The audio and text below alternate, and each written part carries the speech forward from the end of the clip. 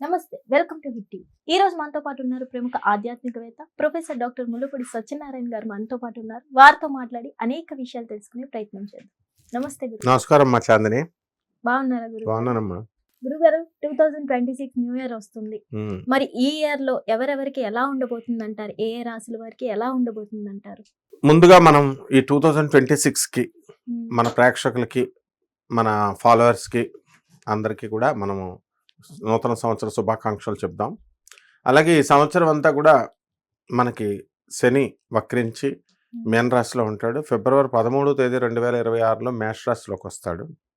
మళ్ళీ ఆ తర్వాత జూలైలో మళ్ళీ వెనక్కి మేన రాశిలోకి వెళ్ళడం, మళ్ళీ అక్టోబర్లో రావడం, ఇలా ఉంటుందన్నమాట శని ట్రాన్సిట్. ఇక గురుడు వచ్చేసరికి మిథున రాశి నుంచి 2 జూన్ 2026 సంవత్సరం తర్వాత కర్కాటక రాశిలోకి వస్తాడు.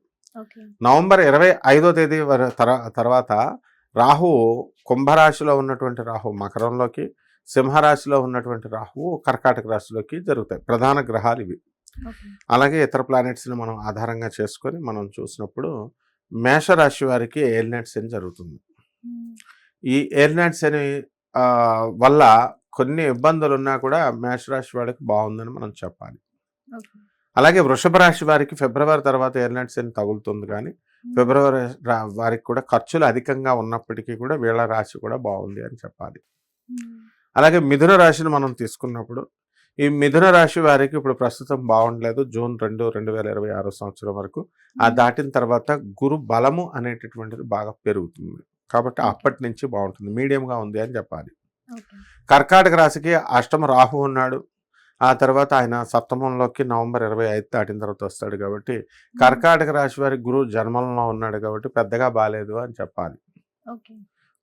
అలాగే సింహరాశి దగ్గరికి వచ్చేసరికి సప్తమంలో ఉన్నటువంటి రాహువు షష్ఠ స్థితిగతులు అవుతాడు నవంబర్ 25 దాటిన తర్వాత. అండ్ అష్టమ స్థానంలో ఉన్నటువంటి రవి మళ్ళీ ఈ యొక్క శని భాగ్యంలోకి ఫిబ్రవరి 13 తర్వాత వస్తాడు, కాబట్టి 2026 సంవత్సరంలో సింహరాశి బాగుందని చెప్పాలి. ఇక కన్యా రాశి వారికి ఎక్స్ట్రాడినరీగా ఉంది.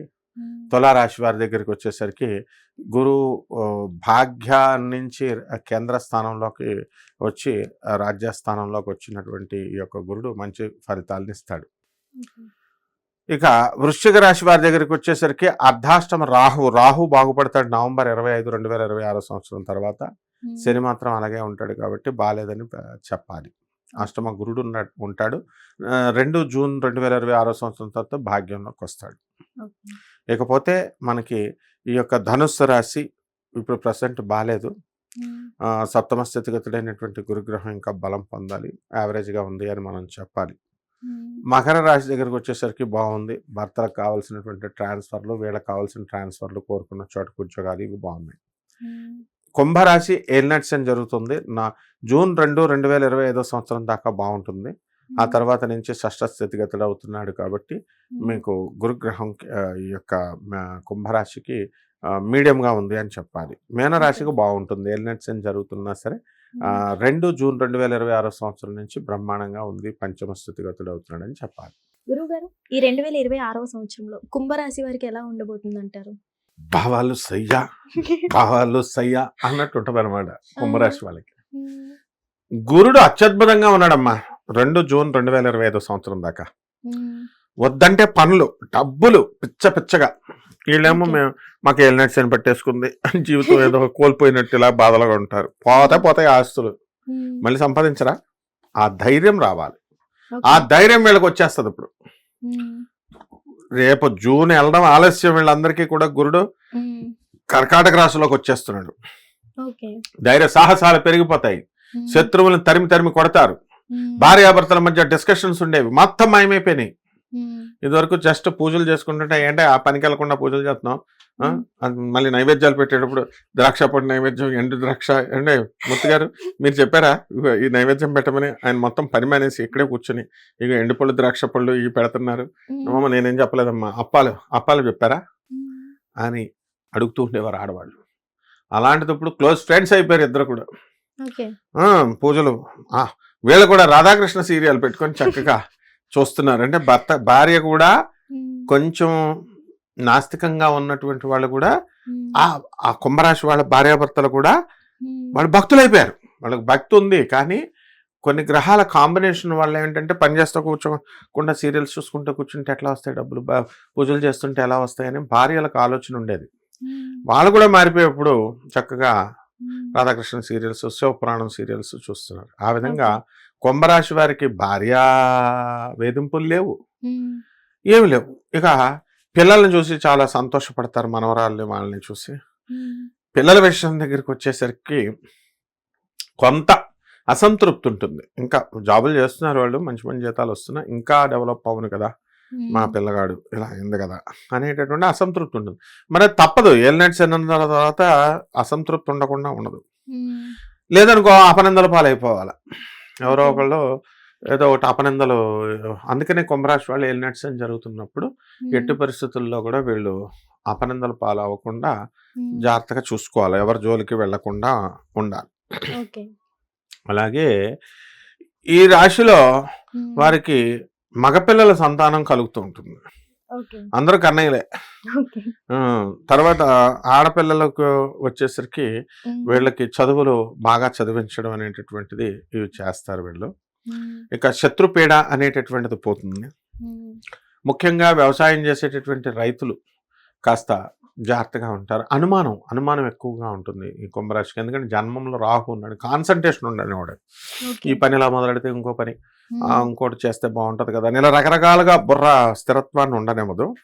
అండ్ కఠిన పదజాలంతో మాట్లాడతారు వీళ్ళు. శని వక్రించి ఉన్నాడు కాబట్టి వాడు అవతలాడు గుండె పగిలిపోవాలన్నమాట, అంత కఠినంగా మాట్లాడతారు. అయితే కుంభరాశి వారికి ఆదాయాలు బాగా పెరుగుతాయి. అండ్ నెక్స్ట్ ఏంటంటే వీళ్ళకి బంధువులు అంటే చాలా ఇష్టం, ఫ్రెండ్స్ అంటే కుంభరాశి వాళ్ళకి.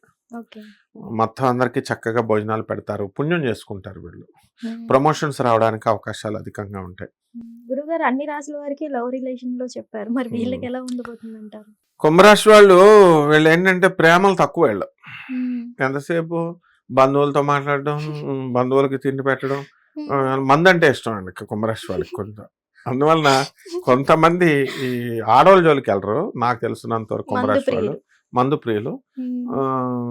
కానీ వీళ్ళు లవ్ చేస్తే బాగుంటుంది. ఎందుకనంటే ప్రేమ లేని జీవితం వ్యర్థం అనేటటువంటి భావనతో వీళ్ళ ఫ్రెండ్స్ చెప్పడము ఇలాంటివన్నీ కూడా 2026 సంవత్సరంలో కలగడానికి అవకాశాలు ఉంటాయి.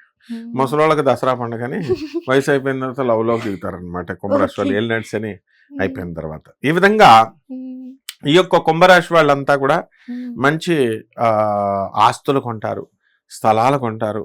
అప్పుల బాధలతో మేము సతమతం అవుతుంటే ఆస్తులు కొండమేంటి సార్ అంటారు. అప్పులే ఇయ్యే. ఆ విధంగా వీళ్ళు అప్పులు కూడా మరి పుట్టాలి కదా, చిట్టిపాట్ల వ్యాపారాలు చేస్తున్నారు, లాభాలు అవన్నీ కూడా చూసుకొని ఇవ్వాలి కదా. లాస్ అయ్యామండి అంటే అట్లా ఎవరు అడిగితే వాళ్ళు చిట్టి వేసేస్తారు, 2 నెలలు వేసేస్తారు, తర్వాత ₹1,00,00,000 తీసుకొని వెళ్ళిపోతారు. వాళ్ళు 5 లక్షల పాట పాడేసి 10 లక్షల పాట పాడేసి వెళ్ళిపోతారు. ఏమంటే చుట్టాలండి, ఫ్రెండ్స్ అండి అంటారు. ఇలాంటి వ్యాపారాలు ఎలా సాగుతాయి? స్ట్రిక్ట్గా ఉండాలి. అలాగే షేర్స్ జోలికి వెళ్ళకూడదు. అండ్ డిపార్ట్మెంటల్ స్టోర్స్, కిరాణా వ్యాపారాలు, హోటల్ వ్యాపారాలు, టిఫిన్ సెంటర్లు ఇవన్నీ కూడా వేసుకోవచ్చు, బ్యూటీ పార్లర్లు పెట్టుకోవచ్చు, బొటిక్లు పెట్టుకోవచ్చు. ఈ రకంగా ఈ వ్యాపారాలన్నీ కూడా సాగుతాయి. అండ్ 2-3 రకాల వ్యాపారాలు చేయాలి అనేటటువంటి ఆలోచనలో ఉంటారు వీళ్ళు. అంటే కష్టపడతారు, విపరీతంగా కష్టపడతారు. కొన్ని పరిహారాలు చేసుకుంటే సరిపోతుంది. ఎలాంటి పరిహారాలు చేస్తే బాగుంటుంది అంటారు గురుగారు? ఏలినట్స్ శని జరుగుతుంది కాబట్టి శని జపం చేసుకోవాలా, శని స్తోత్రాలు చదవాలా. శనికి కిలోంపావు నల్ల నువ్వులు, నల్లని వస్త్రాలను ఇచ్చి పేద బ్రాహ్మణులకి శనివారం నాడు ఉదయం 8 గంటలకు దానం చేసుకోవాలా. అలాగే దశమహావిద్యల్లో ఒకటైనటువంటి మహాకాళి అమ్మవారి యొక్క హోమాన్ని కానీ, ఆమె మంత్రజపాన్ని కానీ, అనుష్ఠానాన్ని కానీ వీళ్ళ ఇళ్లలో చేసుకుంటే సరిపోతుంది. రావి చెట్టు, మేడి చెట్టు చుట్టూ ప్రదక్షిణలు చేసుకోవాలా.